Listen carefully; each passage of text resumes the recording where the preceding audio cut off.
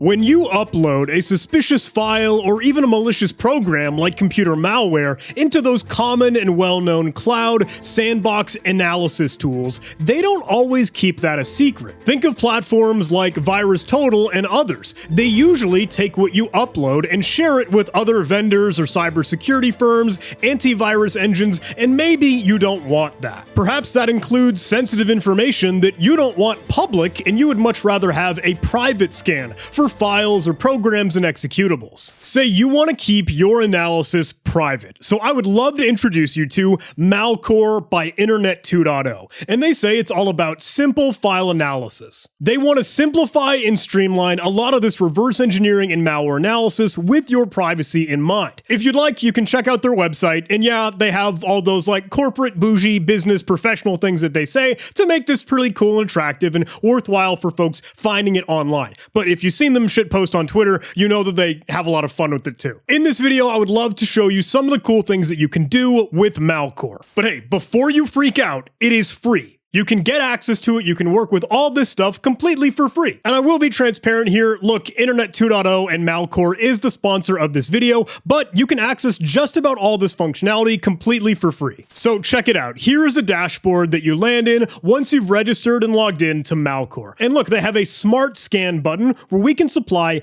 any file that we might want to upload, like we're working with any of those online cloud analysis tools. Now, smart scan is kind of an interesting thing here because there are a lot of different kinds of scans that Malware can perform. But honestly, you don't need to have to care about all those. You'd like it to be abstracted away and it'll rip through, cut up, do whatever it might do to dissect any kind of file, and it should be able to smartly and automatically track that down and figure it out. So I've selected a file that I could go ahead and upload, and I will click press to start and it'll begin to upload. This is pretty cool because you can see everything that it'll automatically do as it's running. You could also determine, look, this is a portable executable file, so if you wanted to, you could add some other scans like EXIF data, YAR rules, dynamic analysis, readable strings, and more. All right, so the scan has finished and we have some results here, and this is pretty cool. You can see in the summary section, there is a little bit of a risk breakdown, 21.96%, all right. Some file entropy, randomness of the file that it was able to calculate here for us. The higher the entropy, the more likely it is that the program is encrypted or packed. Now, it's on a scale of 1 to 8, so we're at 7.5, just about. It's a little bit sketch.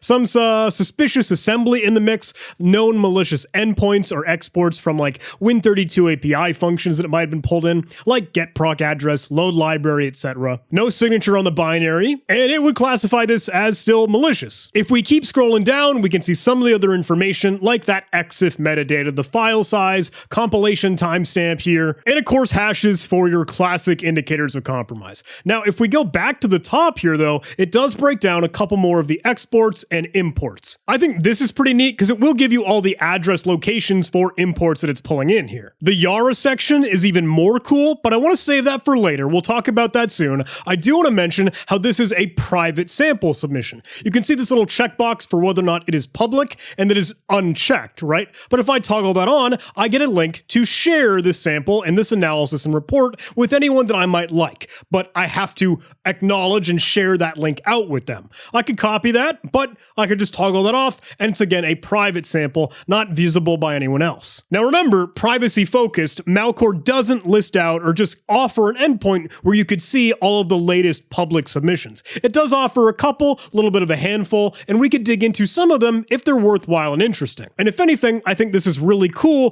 to showcase some of the other analysis that Malware might automatically do, like code reuse. Here is just a simple calc.exe, totally benign, innocent, and just fine Microsoft binary, but they'll note, hey, we do see some similar code used in other applications and other binaries, right? I don't want to drag you through all of this assembly by any means, but at least being able to find the instructions and see the code that is used in other malicious samples in some cases could be pretty handy for doing that threat intelligence and analysis. They have another example with a specific document file. We could go dig into that one, and I think this is neat here because it's actually showcasing more of a different kind of file. Like not an executable or portable.pe.exe, right? But a PowerPoint file. They'll note it's like one of those Microsoft Office documents in some way, and that gives you some of the insight. Now I know this is just a summary page, but take a look at some of these other tabs. Again, I'm gonna save Yara for later because I think that's the coolest thing, but the DFI, or that document file sort of analysis here, it digs into, ooh, look, we detected some macro logic, those auto-enabled or oftentimes auto-open code that can just run with a Microsoft Office document that might load other functionality from DLLs. Looks like a handful of rules are firing that this has suspicious variables in the mix, hey, has a startup hook to make sure it auto-runs, and it's just overall pretty suspicious. We already got a quick example of just a portable executable or an exe file, but there is another worthwhile one I think we could showcase, this Trojan.exe, which Malware claimed, look, this is a threat, it's a little bit sketch, and if we get to dig into the risk breakdown here, it actually tells us, look, some sketchy unknown sections like UPX, like a universal packer, right? We've totally seen that before in other videos and other samples, even like capture the flag challenges, and the file entropy is way high, just about 8. That one is totally malicious, and we can categorize that as a threat. Obviously, Trojan.exe, right? Now, while we're exploring this, I think it is still pretty cool and worthwhile to show you, if you actually take a look at their support section, you dig into a little bit more of their documentation, their wiki, right? The FAQ, frequently asked questions, and you can get into stuff like for their API. And that's pretty awesome. Using the Malware API or the application programming interface, this is pretty slick because you'll always automatically just have an API key and you can easily just toss files into it or do whatever analysis that you would like programmatically in any other way that you'd like. It's worth noting, by the way, that they also even have an SDK, like some Python bindings or some other languages. We can go track that down, and I believe it's over on their GitHub. Yeah, look at this. The Malware SDK looks like it has some C bindings, Java, Python, and if you wanted to dig into each of these, honestly, I believe it is just wrapping around the API calls that are just HTTP requests, but if you wanted to take a look at some of the source code, you can see the API itself, just a lot of functionality and convenience functions to be able to do what you would naturally do with the API on its own. Still, I think having that capability with Python is pretty cool. The reason that I brought up that support and documentation though is because it tells you a couple other really cool, interesting things. Like they have a web probe to be able to like look at new URLs or things that you might even browse to naturally with your web browser. Or maybe Office Shield. Hey, if you're getting any documents from email, like Microsoft Outlook, you could add in this capability, this extension, this genuine Outlook add-in to be able to still analyze and do the detection on things that might come to you as attachments in email. Once the add isn't installed, you can grab a Malware Office Shield that'll keep track of anything that you get through email. So that way, a lot of the common file formats, things that you just might get over email, like PDF files, document files, or whatever, can be scanned and, hey, be taken care of by Malware. Scrolling through here even more, they have one capability that I think is pretty neat, and it's literally a desktop agent. So one program, one tool, one application that you can install on Windows, like on your computer, that will set up a directory or a file folder location on the system that you could use as a dumping ground for scans with Malware. They note that this is supplementary, right? It should not be some replacement for antivirus or EDR, but one other piece of intelligence and telemetry for you. And you could go ahead and install this, set up whatever place that you'd like, and drop any files in there for it to be able to track and do some Malware scans. Here they showcase just a simple example, but using like, a couple calculator copies, we'll drop that in and we'll get to see the analysis already take place just automatically. Oh, and there is one section, how do I analyze scripts? This one is interesting to me because I like a lot of those living off the land, sort of, natural scripting languages that are oftentimes obfuscated, like completely messed up, lots of gibberish, nonsense text to try to confuse the analyst or the security researcher maybe digging into that malware sample. So I want to try this. I want to upload some wild, wacky JScript or PowerShell or VBScript or Batch, whatever, and let me go see if I can start a smart scan on one of those kinds of files. I think we had a big bootloader sample that we were working through on stream at one point, so let's see if Malware can cut that up. And while that is scanning, let me say, I think right now now, .NET binaries cannot be analyzed dynamically, only statically, but just about everything else is going through some dynamic analysis on the back end. And another note, Malcore, I believe, does not yet unpack the files that you might offer, so you won't be able to just give it like a zip file with infected still as the password and unravel it to be able to take apart all the layers and pieces and parts of the onion.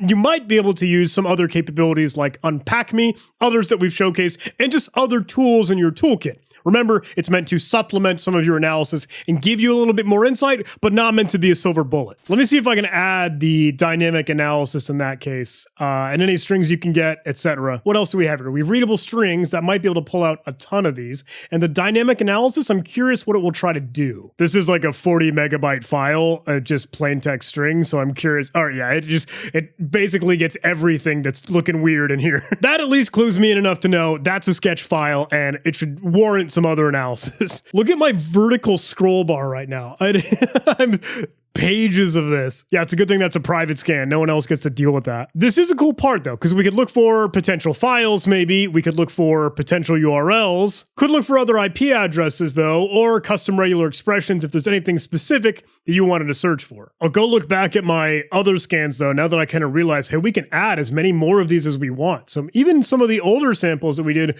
we could just add in anything else we might like. Ooh, okay, so yeah, code reuse, browser extension, even phone application analysis. You could do this for like APK files. I'm digging the URL check, ransom note comparison, domain out. This is where all the good stuff is. Let me toggle these on so we can see them in action here, and then take a look at some of the other pro things you could do. Like, yeah, oh, even generating snort rules, parsing Android manifest files. All right, so this is the benefit of at least getting a little bit more granular and not just doing a smart scan, right? One other thing worth mentioning though is, again, hey, taking a look at the API reports section, things that might be submitted by you using the API. And actually another one is actually through a Chrome extension that Malcore has. This is another that I saw in the FAQ, like their Malcore web probe, which is really cool because it's a browser extension. Like Chrome or Firefox, you could just install this extension and then it'll work with other URLs or different pages on the internet that you might browse to just naturally and still do the analysis like any other cloud online analysis sandbox. But super slick, it can just do it automatically for you. Malcore just as well has a tab for things that can be uploaded by the agent, that Windows desktop application. But honestly, again, I was kind of teasing this a little bit earlier, but I think it's pretty cool when you actually dig into some of the analysis. I didn't dig into that tab for Yara, but that's one of the coolest sections in my mind, because if we look at another one of those files, another one of those samples, it can automagically sort of put together a Yara rule based off of all the things that it might have already detected and filtered, narrowed down specifically to the sample that you provided. So, hey, tracking down, yes, this is an executable. Hey, yes, this matches a couple strings or hexadecimal instructions, stuff that's done, operations as part of that, like the Crisis ransomware, which was the sample that I uploaded, and that's pretty slick. Here's the YAR rule to detect that, and now you can just use that wherever you would like. And a bit of a 1,000-foot view, a little bit of a crash course and speed run though, but that is Malcore. And I think it's really cool, not gonna lie. Simple file analysis, it's streamlining, it's automating it, trying to make it so that you can make better decisions as to what requires a little bit more analysis and a little bit more investigation. Malcore is designed to help you be better informed to make decisions as to what you will pour more time and effort into. And again, it's free, it's awesome. Hook into it with Python, hook into it with an API, really, really cool, privacy-focused, private scans for files and intelligence. Thank you so much for watching. Hope you enjoyed this video. Again, a little bit of a crash course, showcase safari of what Malcore can do. If you're interested, link in the video description. Huge thanks to Malcore and Internet 2.0 for sponsoring this video, but seriously, I love their stuff, and they're fantastic and cool to hang out with on Twitter. Check them out. See you in the next video, everyone. Like, comment, subscribe. Until next time.